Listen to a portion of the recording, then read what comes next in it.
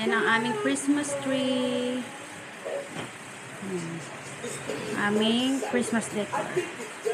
Ito, si Hailey Labang gumawa niyan. Hindi pwedeng guluhin yan. Patay natin ilaw. Yung sa atin, binaglagay dito. Yun.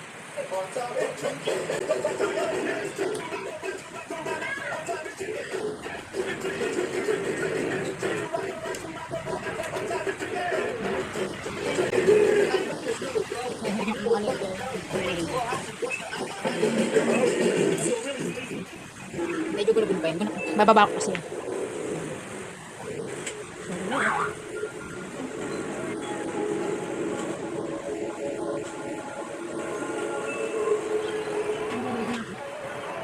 Naglagay din pala ako ng small Christmas tree. Teka, kapit ito sa labas. Babay ka na lang. Babay ka na. Bye-bye, guys.